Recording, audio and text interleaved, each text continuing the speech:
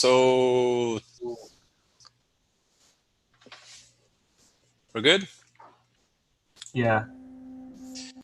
Okay, so thank you everybody for joining us in another Hayek Live. I am Professor Edson Agati, founder of Hayek Global College, a higher education institution committed to educating ethical and responsible leaders for a freer, more prosperous, and peaceful world.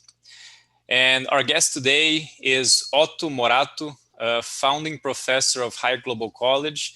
He's also CEO of Iglesia Academy and former regional director of executive education in South America at Cornell University.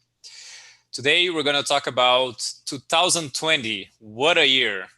Retrospective and perspectives for 2021. This live will be available in our YouTube channel for whoever would like to watch it at a later moment. And if you're already watching on YouTube, send a like and subscribe to our channel.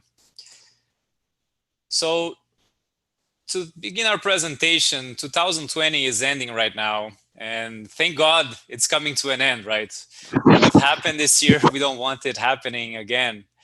Hopefully not in our lifetimes, but to look a while back in the beginning of the year when we first started seeing these things, we started seeing the news from China and everybody started getting worried about it.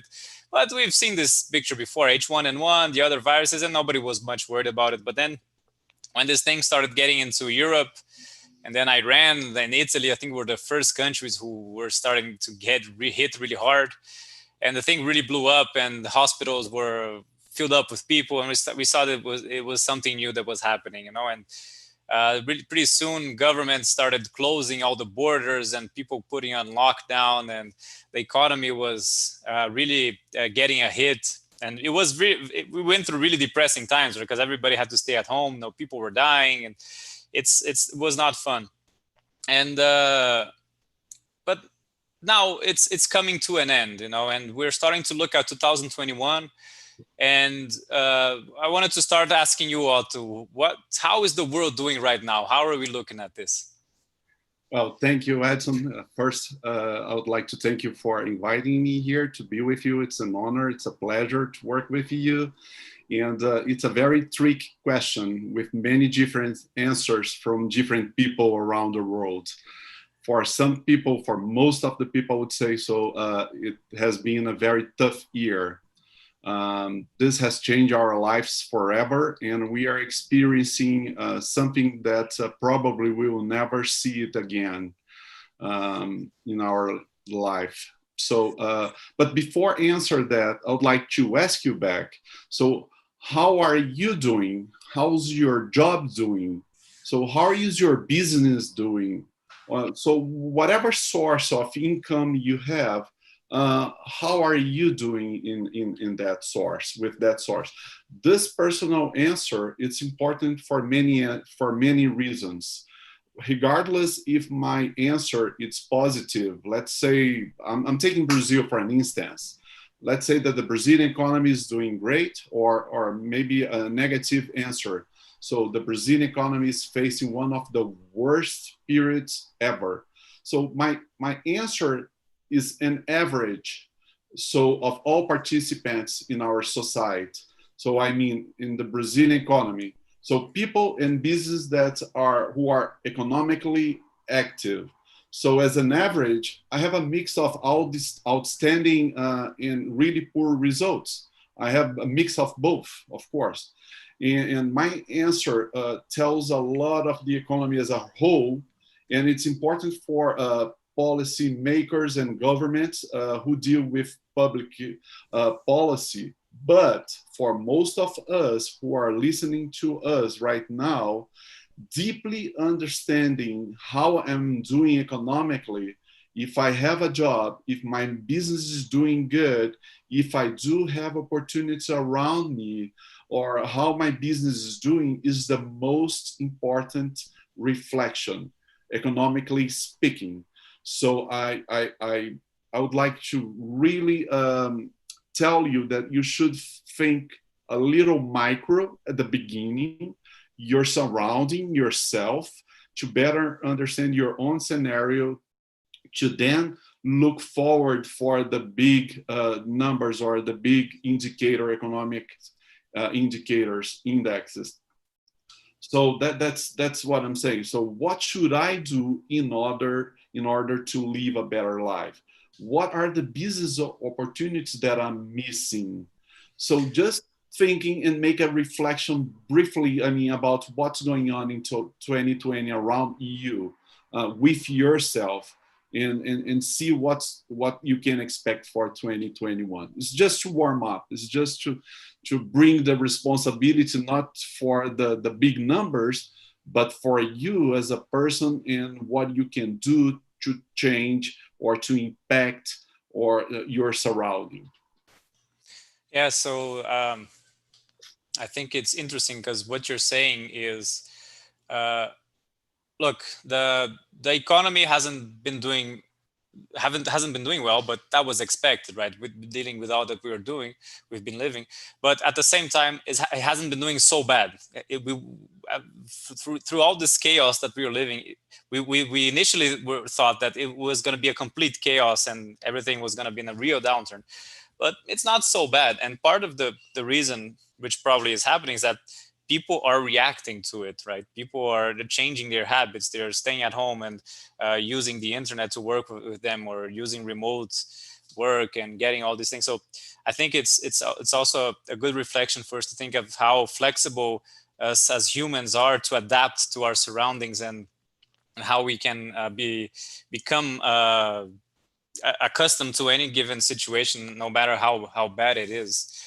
And which comes to what you're saying, right? You look at you and then try to figure out your problem before you think about the economy as a whole, right? Yeah, absolutely. And one thing that you mentioned, that, for example, for instance, you mentioned that people are working from home. So people are changing their habits, and trying to adapt to what's going on. So social distancing, everything. So this is really impacting the impression of how the economy is doing or how life is doing. So changing habits to adapt is one important driver, because we are using masks, we are washing hands all the time. So hand sanitizer everywhere. So social distancing is the new rule, the new normal. All of that, it's somehow new to most of the population. So, Mm-hmm. but together with this, there's also the psychological aspect, like uncertainty, fear, hopeless main when you lose someone, that a loved one, or someone that we really close to. So all this, those two together, the new habits, and together with the psychological aspect, makes the perception that things are not going so well even harder. I mean, even worse. So people have this perception that the world is coming to the end or something like that. But it's better to really stop and really look at the numbers somehow, look at yourself on the other hand, and put it together and make a link to the world. Okay, how to reconnect it, how to survive on this, how to, how to proceed or to succeed. Most of people are telling me, I just want to survive. I just want to get into the next year, period. I'm not dreaming about anything else than be alive in the next day or so. So that's a good start. I mean, that's the. I mean, you should start for somewhere, but Yeah. somewhere that you realize, okay, here where I am, and let's start from here. If it is from the scratch because you are unemployed, you lost your job, it doesn't matter. I mean, you have to start from where you are and see in a perspective that it's not because the year is ending that your life is ending, or just because 2021 it's coming that everything's is going to change out of the blue. I mean, suddenly. No, I mean, things are going to continue, and your attitude, your reflection, your consciousness is the one who's going to make a difference in your life. So try to understand your context. And of course, I'm going to bring here big numbers around the globe and see that things are somehow changing. It's moving to a better year, much better than 2020. And we should hope for that. I mean, we should fight for that. It doesn't matter if it's about the vaccine. It doesn't matter if it is about the public policies or good processes or medical advances. But you should really consider and hope for and do something for a better year. So it's basically those two factors that we have to isolate: the physical habits that we have right now, masks, hand sanitizer, social distancing, and everything, together with the psychological aspect that we are seeing people, we're losing people that we love, and we don't want that anymore. So, and it's coming to the end, and that's what I believe. Awesome. Do you want to share a presentation or? No, I'll later talk briefly. I do have a few numbers here, and if you, it's not really a lot of numbers, but it's something that I would like to bring right at the beginning.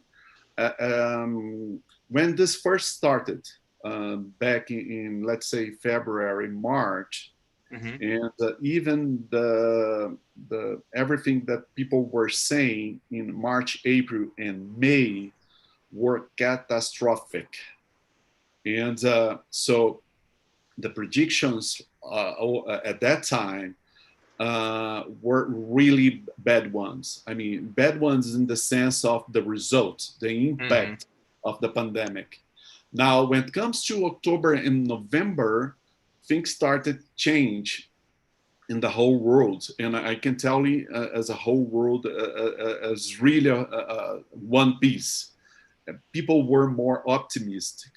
And then in March and in April and May, and numbers started change a little bit. To give you an example, I have here a few numbers from April. Okay, so what they were saying in April was a strong fall in savings on both developed and emerging countries. So in the whole world. So GDP contraction it will be now less intense than they anticipated. That's good news. I mean, and actually it is a good news. So the declining GDP will be stronger in the Eurozone if you want to make the world in parts.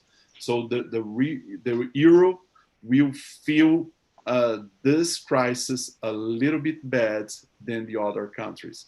And as you mentioned at the beginning, Italy, Spain, French, UK, so all those countries got hit really bad. But yeah, please. So just that's interesting how Europe seems to be doing worse than the other places in the world, like China, United States, and their emerging markets. We even have a European here that could even help us out with more information, Monica. But is it really doing that bad? What are your thoughts? Well, I believe that Europe, you have to be really careful when you talk about Europe. Yes, and just pick one sector in Europe, tourism. So people just travel around all the year long. I mean, people are traveling. If I am a Spanish guy, or if I'm Monica, where are you again? Please tell your country. I'm from Romania.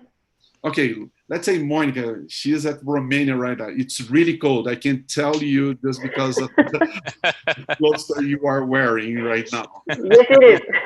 It is. I bet it is. So even you are in Romania, so I bet you have visited many countries in Europe already. All right, you look young, but it's so easy. It's so close. The infrastructure helps so much that people can travel and visit countries all the time.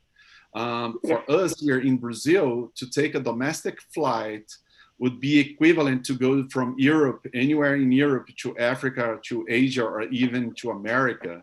So I'm talking about a domestic flight in Brazil. It's equivalent sometimes to flying from Europe somewhere else.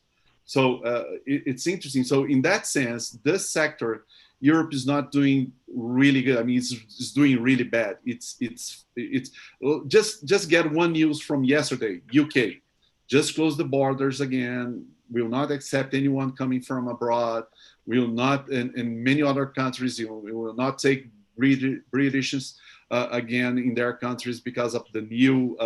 I'm calling new COVID, but it's a new kind of virus.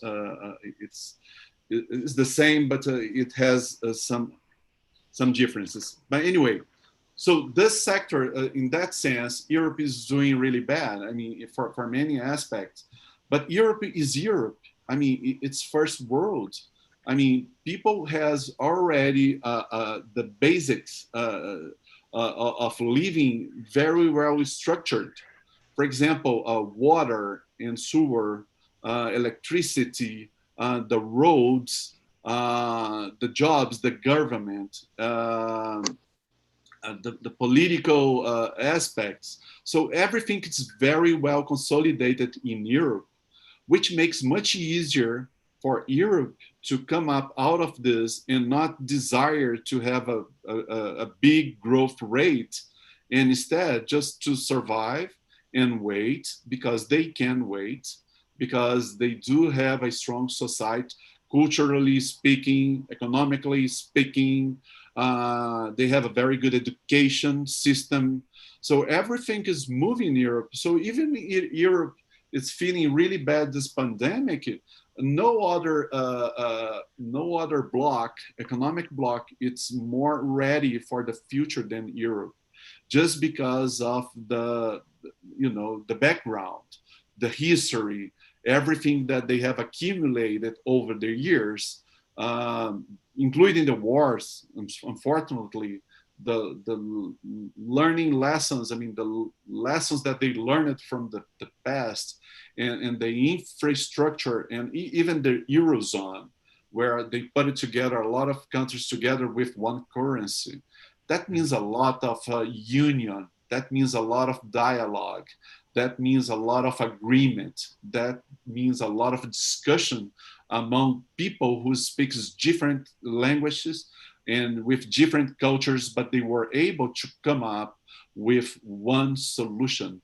So it's a trick question to get the numbers and tell that Europe is not doing good, but that's okay. I mean, once it's back, Europe is more ready than anyone else to go ahead and recover from this. So that's my thinking about the euro. Perfect. Maybe one thing I just thought about is that maybe the one reason why Europe or even United States our economy are suffering a lot, maybe more than Brazil, is because people respect the lockdown more because they can afford to respect the lockdown. Yeah. Here in our country, people can't afford to respect the lockdown. If they respect the lockdown, they're out of a job and they need to eat, so they won't respect it as much as they would in a more developed country, right? So maybe that part of the reason could be that. Yeah, absolutely. But one thing calls my attention in the big numbers of the world. For example, despite the pandemic, China is expecting to register growth into 2020. So, however, at much lower pace, of course. So they were expecting something on the GDP growth over 6%, and now they are telling that it's going to be around 2%. Still, it's positive. It's amazing. If you get the world in general, in April, they were saying that the world would go down for 5% in the GDP growth. So, and Europe, Eurozone, US, Japan, so the developed countries, they were expecting a down of 8%, and now it's 5.5%. So it's better now. It's a big hit. So Japan, it's the most stable one. It's down 5% in April, the predictions, and now it's down 5%. Is the same, almost same number. So the emerging markets also, it's very stable. They were thinking about almost 4%, and now they're thinking about 2%, which is our case here in Brazil. So it's interesting. It's more positive now. And to give you just the Brazilian perspective, the reopening, or I'm calling retake, of the economy activity here in Brazil is taking place more quickly than initially expected. So the recovery have been in most of the segments. But for example, the manufacture sector in Brazil is back to where we were before the pandemic. Also, the retail sector, we were where we are at where we were before the pandemic. Just one sector, the services, which is related to mostly to tourism, is the one who didn't recover. So we had a 90% of activity or of rate before the pandemic, and now we are 82% of our capacity.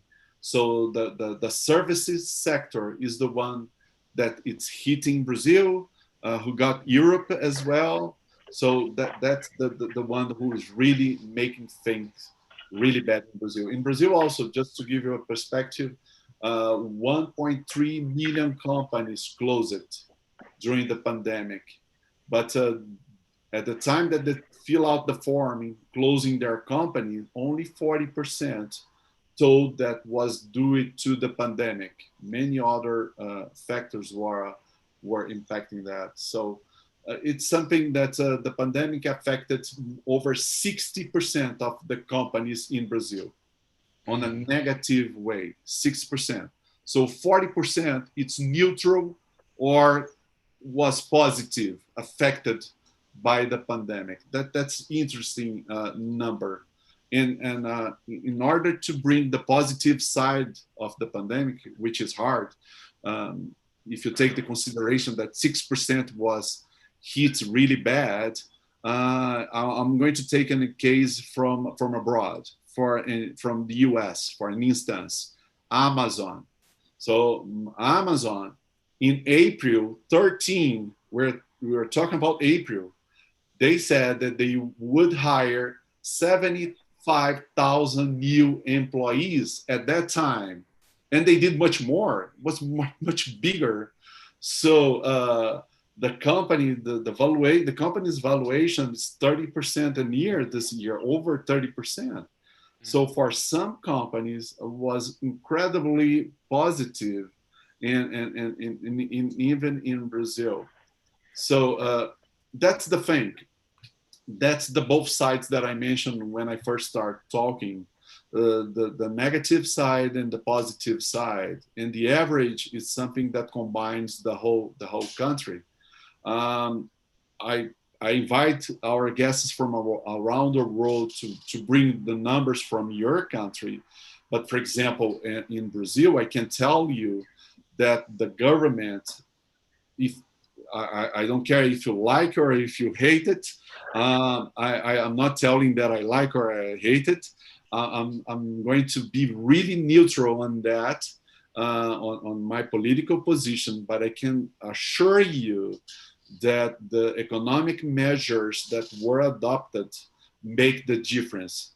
So the credit programs to emergency working capital from the National Bank of Development here in Brazil were over $142 billion that was credit to financing companies with different ways, working capital, machinery, and everything, payroll credit, and so on. And even an exclusive financing line to support micro and small business, which is crucial. We all know that in Brazil and mostly around the globe, over 95% of the companies are small in any country, family business. So this is very important financing line that was provided by the government here. And also, there's a second help from the government called the emergency aid with over almost $300 billion, which was transformed in a small, a monthly payment for those who lost their job of 600 reais. That's in dollar. I would say between 100 and 200 dollars per month, and that amount by itself contributed with over 1 point percentual on the GDP growth in Brazil.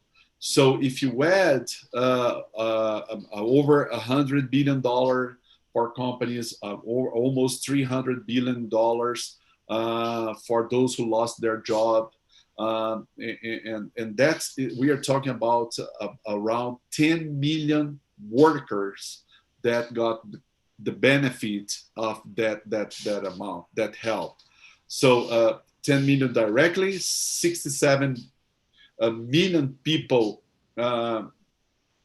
took advantage, considering family and everything.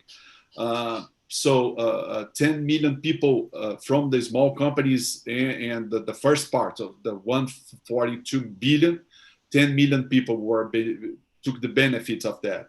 And the second part, the almost 300 billion, 67 million people were benefited with that. So it's amazing. I mean, the government did that, had no choice. Many governments did that as well around the globe. The US did, Europe did. So that helped a lot. And a lot Brazil of people... Brazil was actually shy on that, right? I believe the other countries did it a lot more. It's very controversial. Some people say that it's shy. Some people say that, for example, this benefit will end up at the end of this year. A lot of people saying that if the government doesn't continue extend that benefit for the beginning of next year, we will see a real crisis coming on here to Brazil. So what's happening in Brazil also, for those who don't know, Brazil has over 200 million people, okay, inhabitants. So we have 210 million people. We used to have about half of that working in Brazil. A little bit over 100 million people working in Brazil. Now, the unemployment rate used to be 11, 12, 13%. We always had between 8, 9 million people unemployed, and 12 to 13. And now, guess what? We are in December with 23 million people, workers, without a job in Brazil. So getting a lot of them getting this benefit from the government and surviving from them.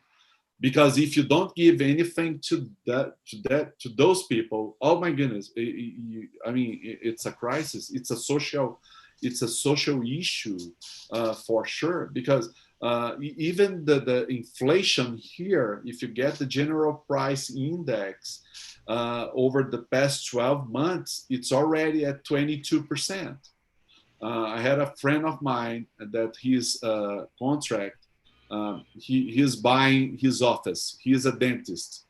So in December was the time that he should go and buy. He paid the rent for the past 12 months.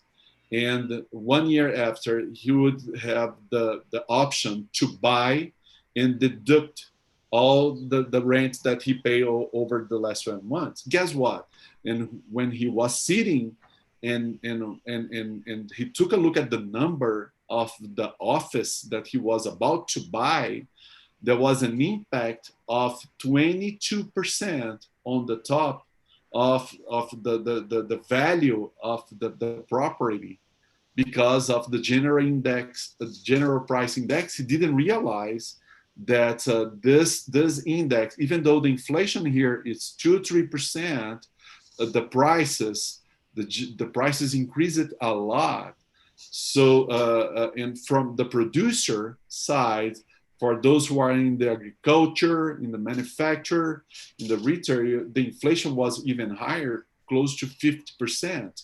But the consumer inflation was 18%. So people from those who generate jobs in Brazil are not transferring the increase of the price to consumers yet. At some point, they are just losing margin. They are just losing really profits. They are losing, and they are taking the risk, because if they increase the price on the standard that the raw material was increased to them, they won't sell anything. So it's a huge problem. So, but the good news is that due to the recovery, mainly from the emerging economies, so the economy is starting to get back to where it was before. So people are hiring more. So jobs are jobs offering, it's increasing, and so the perspective, the projections for 2021, it's much better at this point than it was before. So just back to the world, where everybody was expecting GDP on average, the whole globe, of around 5% down, it's now 2.8% down as an average of the whole world. So the development, emerging markets, for example, it was like a 3%, high 3% and 6%, and now it's much lower. So we're expecting growth next year, actually, very positive number. So everything is it's kind of going not so well as we wanted, but to be honest, it's better than we thought a few months ago, and that's why I insist in you to look close in your surrounding, yourself, and trying to figure out what are the opportunities, because everything it's new. And it's bringing a lot of new opportunities. Just staying there and hanging there, and jobs are somehow back. The economy is somehow almost back, but a lot of challenge yet in the future. Fantastic, Professor Otto. And I think we also have a good opportunity here to listen to people from different places in the world, right? To see what they're experimenting. And because each one it's a different reality depending on which sector you're at, which country you're at, what part of your moment of your career too. So I'd like to open to the people here to see if anybody has something to add here to what we're talking about doing, considering COVID.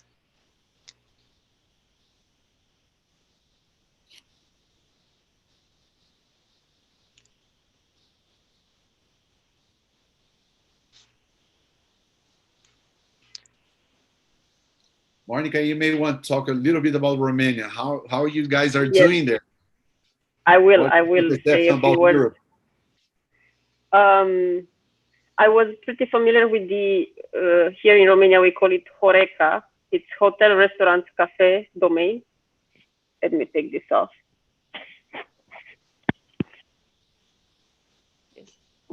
And so I was pretty familiar with this. And as of the lockdown, which was March 16 or 9, I don't remember. So we were forced to stay in house until May 15, which means obviously all shops, all restaurants had to close unless they were delivering, only those who were delivering. Some of the restaurants developed their own network of cars, of drivers, people who would make an extra money delivering food, but others were not able to do that, and they had to register on platforms such as we have now, it's a sort of a startup from Spain, it's called Glovo. There's another one, takeaway.com. And anyway, all of these platforms have seen an increase in their margins, in their profits, hugely.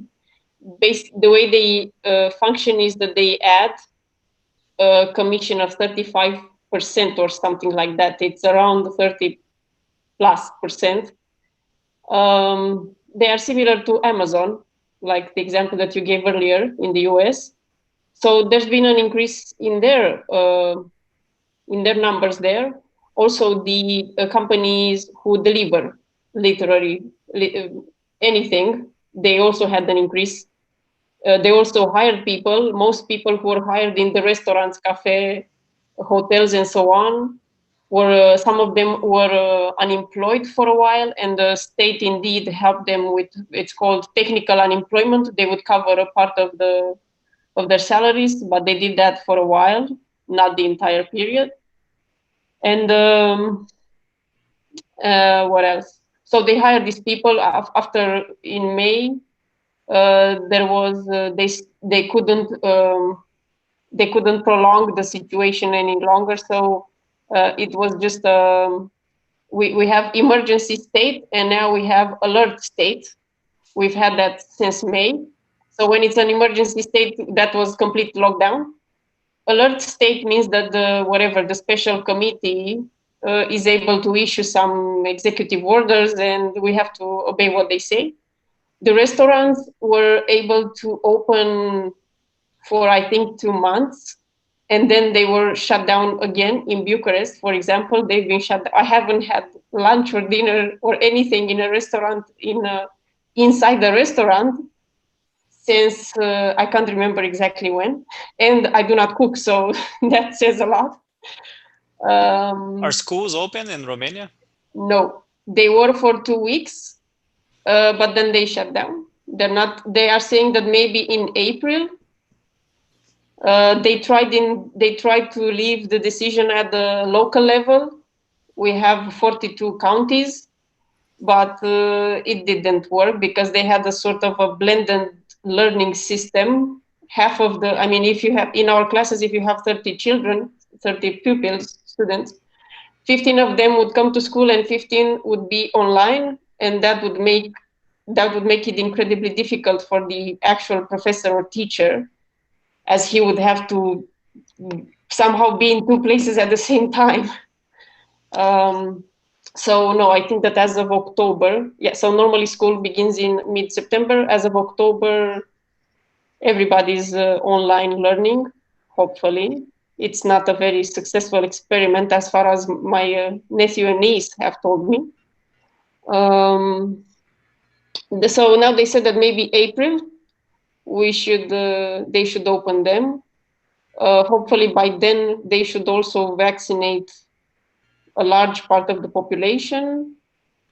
But overall the situation, I mean, hearing Professor Otto talk made me think that maybe things will get better. But I have my reserves about that. About the fact we have a new government. We also had elections. So we're keeping our fingers crossed. Yeah, but the situation is quite grim. I wouldn't. So it was, the restaurants are just a tiny example, because the restaurants have behind them, it's a whole chain of other, if they didn't have people to sell food to, obviously they didn't, because also people during lockdown and so on were in houses, they were cooking for themselves, they would just go to the market and buy and cook for themselves. So it's an entire chain of industries connected to the restaurants, to the hotels, not to mention the aviation industry was completely, it's absurd. It's a very delicate situation that we're in. I was only away, and I as you might have noticed, yes, I do travel a lot, but this year I was in Greece for my birthday weekend, literally a weekend, so from Friday to Sunday. And I also had to do a COVID test before that to make sure that I am negative and so on and so forth. So that was my holiday this year. The only place I went to was Greece for 3 days. It's not fun, and we can see how take a close look why the economy in Europe is not doing so good, because it's I guess it's largely dependent on movement and tourism and Exactly. crossing the countries, and if you're closing everything down, you're having a hard time. Everything is interconnected. Exactly. Monica, I was listening to you and I thought it very interesting. Thank you so much for your insights. I mean, it's a very realistic perception, and you can tell. But that's what I'm saying. I mean, when you look to yourself, to your surrounding, I'll give you an example that you mentioned. At some point, you said, "I don't cook," right? So, and people now are going to the market and just buying the raw material from there. Oh, I'm calling the food, and just they're cooking at home. Now, can you imagine if some entrepreneur goes to that market and say, "Hey, all the restaurants are closed, and there's a lot of people who hates cooking. So why don't you in the supermarket sell your products to the local restaurant in our neighborhood, and they cook and they offer their food on the shelves of your market, so or in front of the market or something." In that sense, all the restaurants that were closed are still offering their menu through the supermarket. In the supermarket, the grocery store, the market is still selling their products to those restaurants, and the restaurant is just cooking on the best way they know because they are very good cooker and they have very good menus. So it somehow it's a way of thinking of solutions that people didn't think yet. Yeah. Because the grocery doesn't care. He's selling a lot because people need to eat. People need to buy food, but they don't realize that they could help the restaurants in the neighborhood to bring them inside the market and say, "I'm going to open a new space here because I'm selling a lot. And for those who wants to buy, a dish from your restaurant." So you got to figure out, propose some solutions. I'm not saying it's easy. It's not happening in Brazil because most restaurants in Brazil are now open. And but we got to think of a way of sharing the profits from the grocery store, from the supermarket, with those restaurants who are closed, shut it down, and somehow get together and bring all together and save the economy. Yeah. I agree with you that there are some perspectives that hadn't been explored before and that have been explored within this unfortunate event. I do have my reserves when it comes to, again, but maybe that's just me. Going to eating at a restaurant is not just about eating. It's a completely... It's an experience, socializing. Exactly, yes. But I do see your point, and it is correct that there are some alternatives that have been explored during this period. Yeah, and on the last example that I would like to bring happened here in Brasilia. A lot of hotels with zero occupancy, they open their rooms for hospitals and families with elderly people for completely isolation. So there is this hotel here, Hotel Brasilia, that the government took all the 300 rooms from that hotel and put a community of 300 families, very elderly, everybody over 65 years old in there, and isolated them for 3 months, 0 case of COVID with these 300 people. So the hotel sold the room from a very cheap price, of course, and the government gives some incentives, and people were there isolated completely from. So I'm just bringing here. I'm just trying to bring an optimist message that you gotta think differently, and you gotta make a solution yourself. I mean, your own community, your neighborhood should think about ways of, I don't know if it's a neighborhood meeting, community, but the solution is inside us. Yeah. Correct. Absolutely right. May I suggest we open here to one of our guests from Africa, from Sierra Leone. We have here Roland Camara. Maybe he can share some example of what's going on in a different part of the world. Yeah, thank you, Professor. Yeah, How's it up there? well, when the COVID started, like spreading, many people were thinking that Africa, oh, because we know the health systems, the living conditions of people are not too updated, and we know the way COVID spread. So, like, the whole world was perceiving that Africa will be, under the mud when COVID visited these countries. So, but actually, that did not happen to expectations. But we also had some cases, like an example in my own country.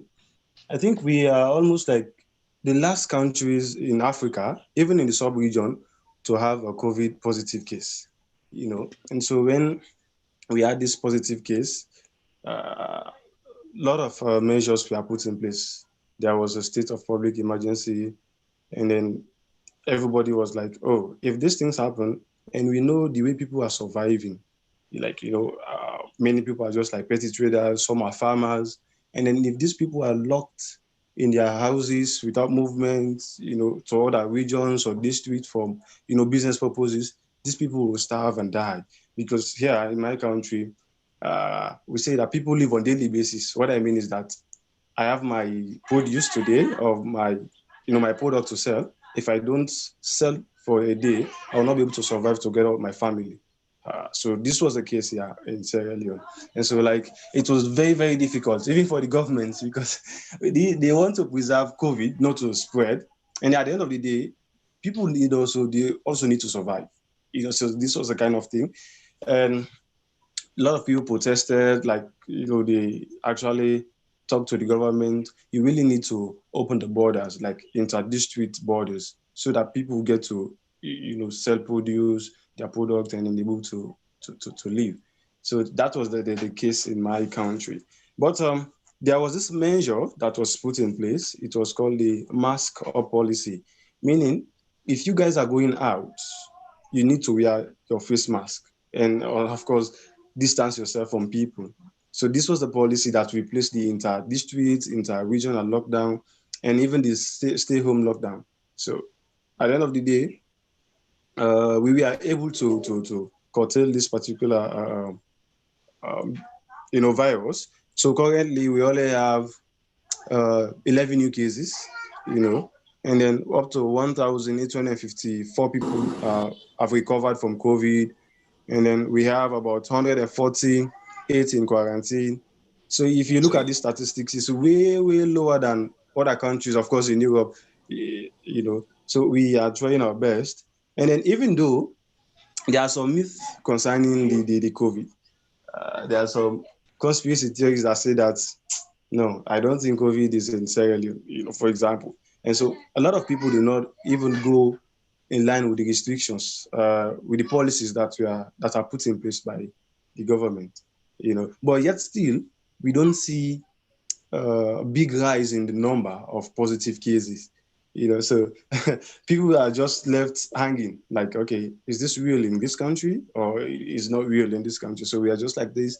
And then, but school have reopened since September, yeah, like normal, like the way we are before COVID-19. Schools are like, we've reopened. The only thing, there's this guidelines that we follow. You have what we call these buckets, these buckets that contain water, hand sanitizer, soap. So at the end of, before entering any school compound or anything, you have to wash your hands, and of course we have face masks. And so the different institutions, schools and colleges prepared face masks and supply to students and pupils in these schools, and then also encourage them to wash their hands before entering all of the the campuses and whatever. So this is how we have battled out the COVID. So we are closed because of holidays.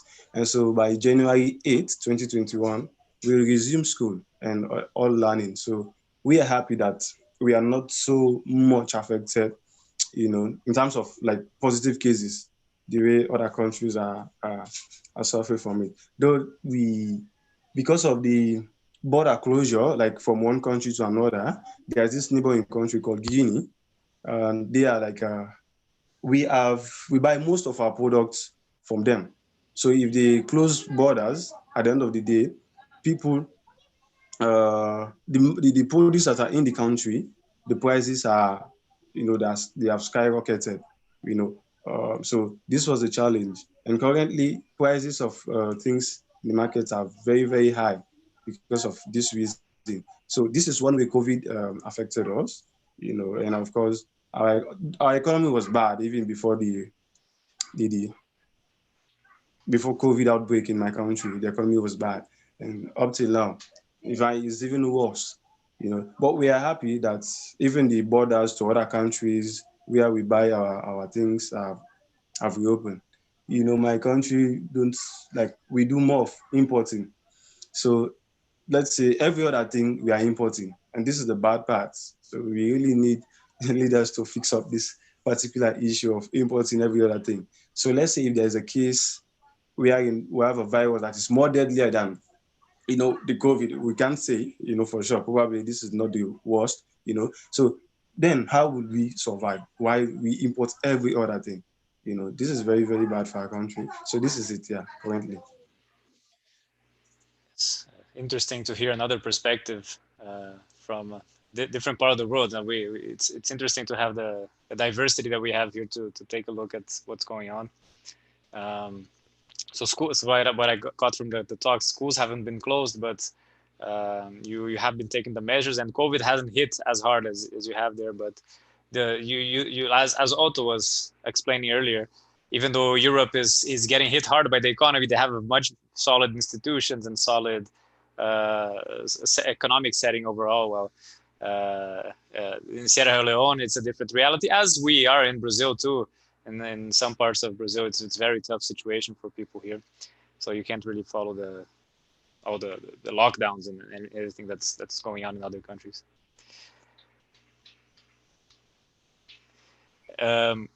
We're getting close to the hour here. Just wanted to notice the presence here of also Marcelino Neto, which is one of our students and partners of the program. He's an entrepreneur on the school business, so he's taking a huge hit, but seeing also this as opportunities, right? So, hi Marcelino, good to have you here.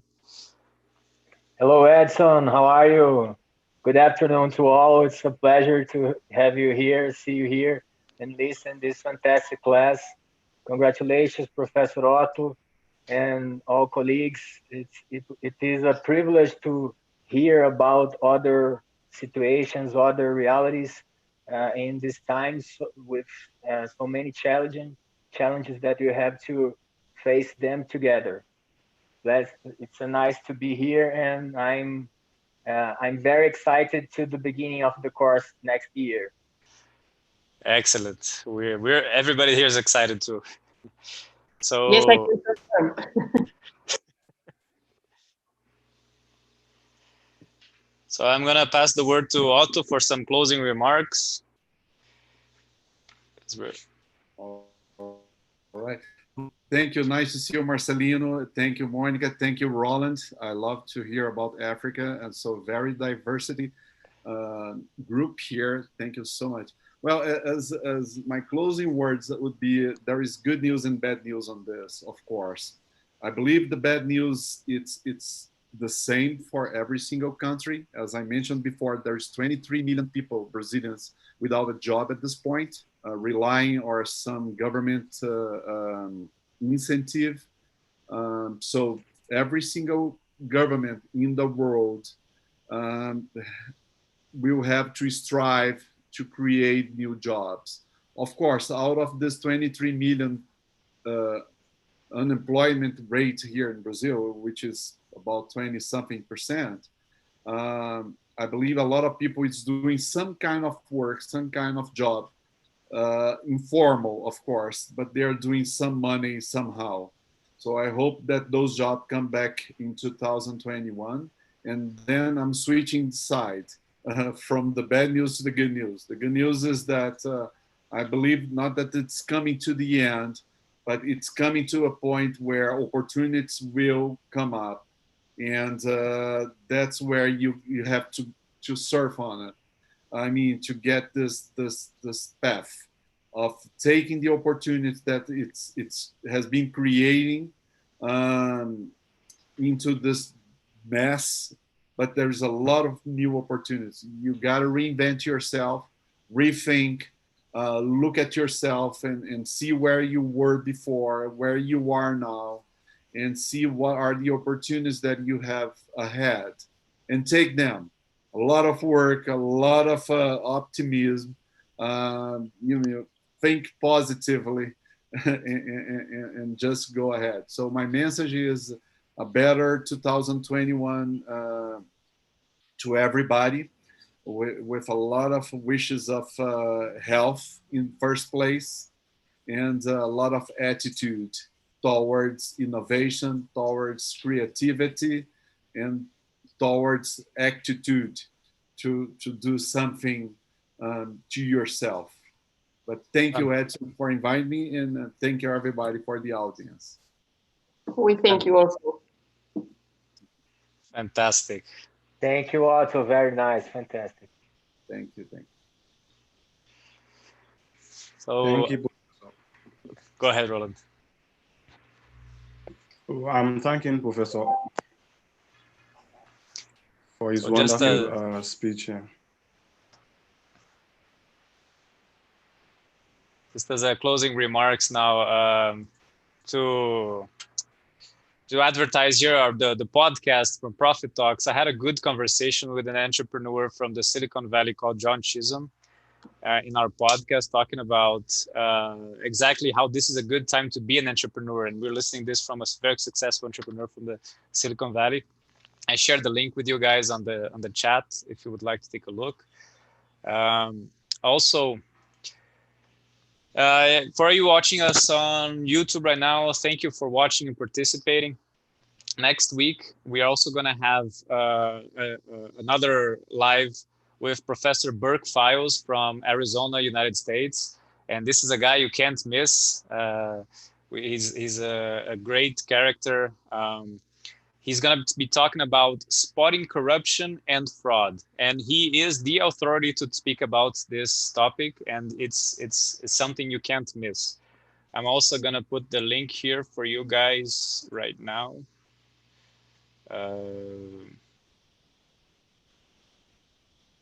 Yeah, if I can't find the link. I already did it. Oh, you sent it? Okay, Andre has sent it to us here. It's the other link that's put up there, and that's to register for Burke Files event. And we'll be waiting for you there. If you have any questions, suggestions for another topic for any live that you want to listen to us, please send us in your comments or anywhere where you can communicate with us. Our social networks is @Hayek College. We're on Twitter, WhatsApp, Telegram, Instagram, everywhere you can find us. We are there. And we're going to send you regular updates of everything that we're doing. So thank you very much, everybody. And we'll see you next time.